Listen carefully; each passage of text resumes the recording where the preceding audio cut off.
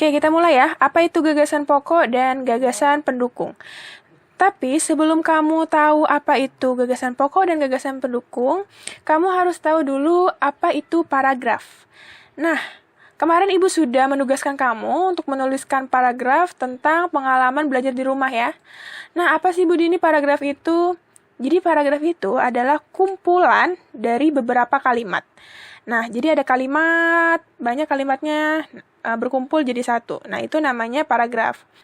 Nah, setiap awal paragraf itu biasanya awal kalimatnya itu agak masuk atau menjorok ke dalam gitu ya. Menjorok ke kanan, seperti ini.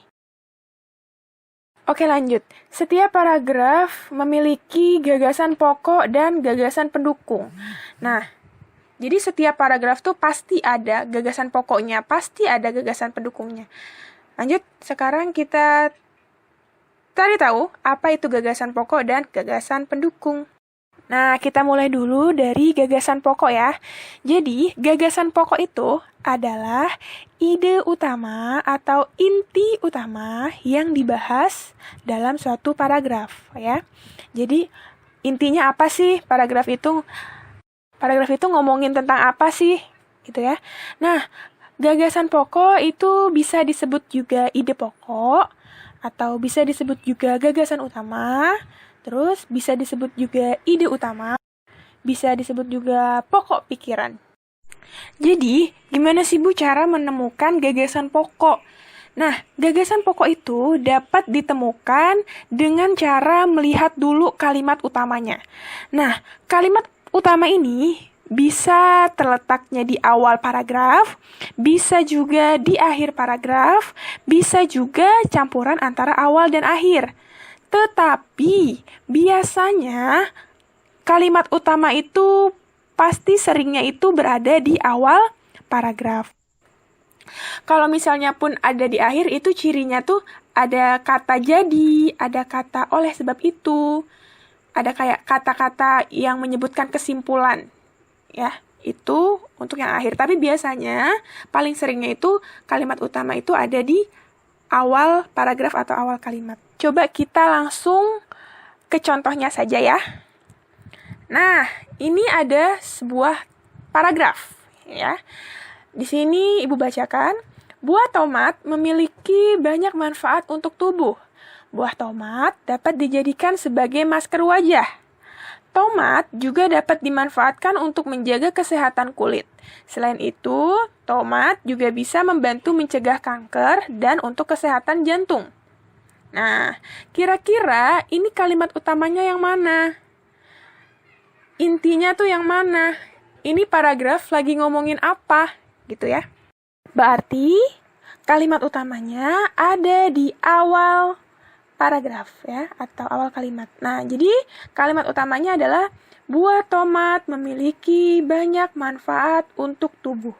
Itu adalah kalimat utamanya. Sedangkan gagasan pokoknya itu adalah manfaat buah tomat, karena kita ngambil dari kalimat utamanya ini. Nah, jadi ini semua adalah tentang manfaat buah tomat. Itu adalah gagasan pokoknya. Jadi, gagasan pokoknya itu bisa kamu ambil dari inti kalimat utama. Seperti itu ya kira-kira. Sampai sini paham? Paham ya? Selanjutnya, kalau kamu sudah paham apa itu gagasan pokok, kita lanjut ke gagasan pendukung. Nah, gagasan pendukung adalah informasi tambahan untuk mendukung gagasan pokok. Ini lebih gampang.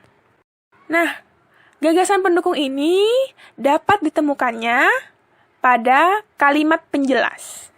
Kita lihat contohnya. Nah, kira-kira yang mana merupakan kalimat penjelas? Jadi, kalimat penjelasnya itu yang ini. Yang pertama, buah tomat dapat dijadikan sebagai masker wajah.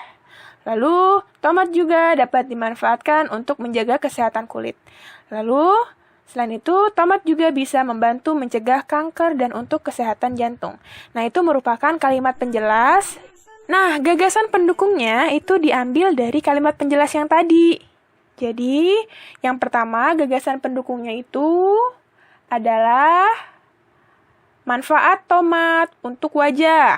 Lalu yang kedua, manfaat tomat untuk kesehatan kulit. Nah, yang ketiga, manfaat tomat untuk mencegah kanker dan kesehatan jantung. Nah, seperti itu ya. Jadi, gagasan pendukung itu dapat ditentukan dengan melihat kalimat penjelasnya ya.